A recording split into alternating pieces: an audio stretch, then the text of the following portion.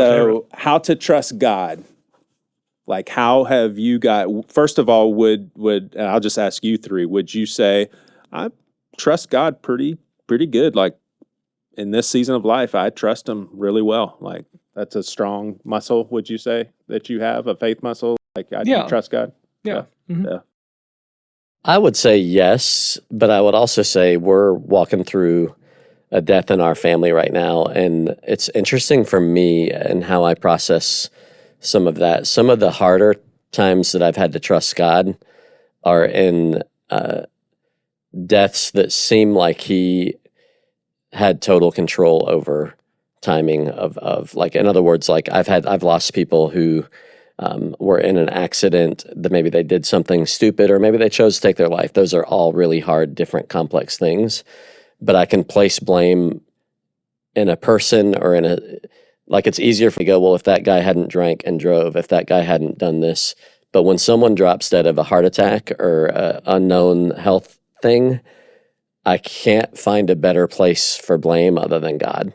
And I've found that those are harder for me. And those, I think about Robbie, which was a really close family friend of Lisa and I's that we just loved, and he just died suddenly. And those are harder for me. Mm-hmm. I think ultimately, I'd say through a lot of processing, it's led to me to even a deeper trust in Him. But I think that those are the ones that get me. Yeah. I'm like, God, like really, like nobody, made a mistake and killed this person, or this person didn't, in a moment of deep despair, make a decision that I really wish that they hadn't made, or whatever.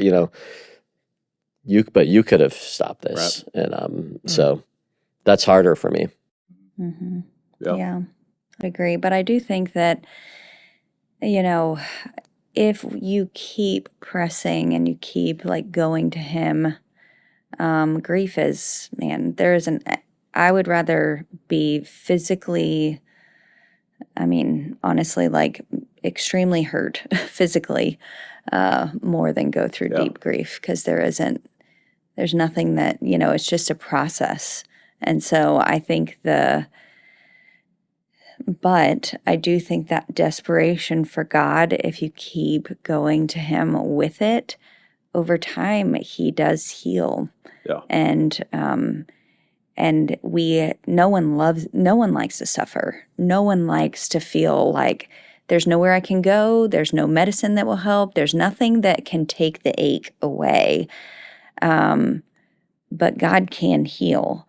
And I would say through many different seasons of our life that were extremely difficult. I think about my mom having, major diagnosis and having to have major surgery. And we really had no idea if she was going to make it through it or not. And that desperation for God, it's sometimes it goes the way you want and sometimes it doesn't. For her, it went the way we wanted. For Robbie, it didn't. And like Josh said, those are the times where it's like questioning God, like, why would you do this? Why would a good God, a good Father allow this? Like, this does not make sense. But ultimately, that's the fork in the road. You're going to choose to trust God, or you're going to get bitter and decide that you're not.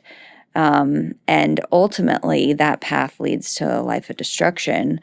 If you choose the path of trusting Him, He will be faithful. Well, and I'll just say for me, what's helped is like, it's not just a blind trust it's actually led me to deeper exploration about the afterlife. Mm-hmm. And because at the end of the day, it's like, okay, if what the Bible says about heaven is real and God's perspective is bigger than mine, I can find a place for maybe why God allowed something like that to happen right now in light of eternity, which is a perspective I don't get to look at. I don't see it very clearly right now, but I also don't think about it a lot. I think we think of this life as what we have.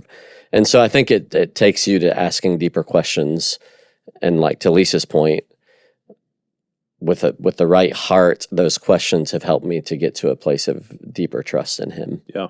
Yeah, I had I've got a friend who so last year, I think late spring, early summer, so he lost one of his boys. I think he's 11, 12, in just a freak dirt bike accident. And he was, so I'm in a text thread with like a dozen other guys who all went to college together. And so he's talking about this, but then he kind of shared the eulogy that he wrote for him. But part of it, he shared the story where a few days after the accident, he and some other dads of his son's friends, and then my friend's other son, his younger son, they all went walking through the woods because this kid, he loved to walk outside. And so they kind of went on one of his favorite trails to honor his memory. And he went everywhere barefoot. So all these dads and boys went walking barefoot.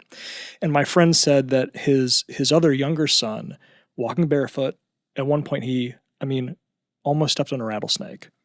He was right there. But the snake just went away.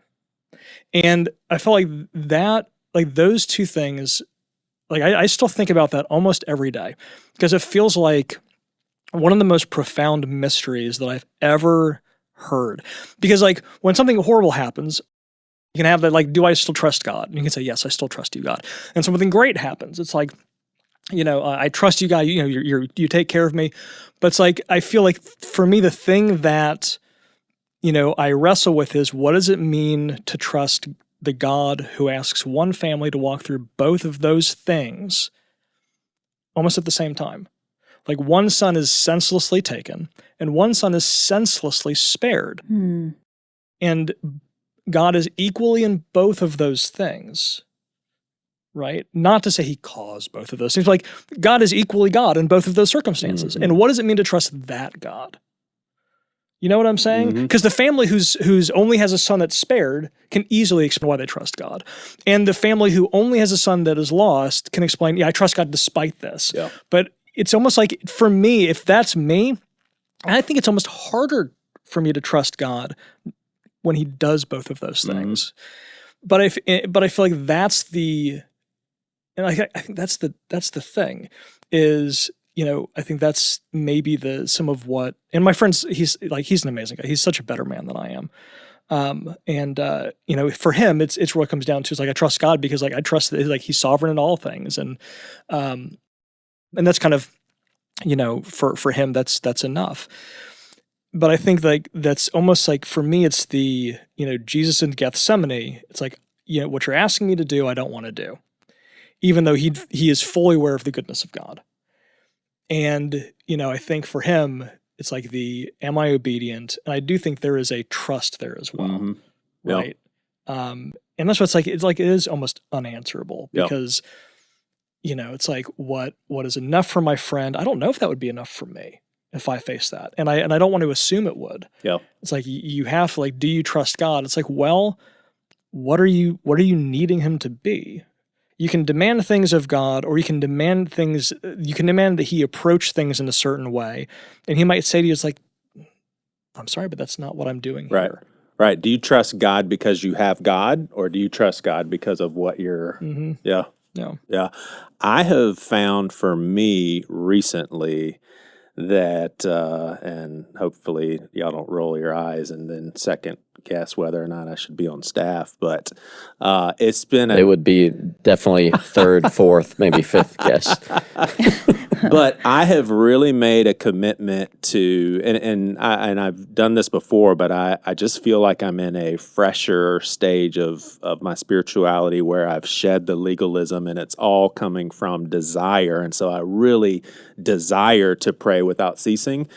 And that's it. What feels like happens is that it goes from a passive trust to like an active trust. Like I don't feel like there's ever a time in my life where I'm just like, I just don't trust God, but I'm not thinking about it and it's not an active part of my life on the forefront unless I'm continually seeking God through prayer. And that's been a big one.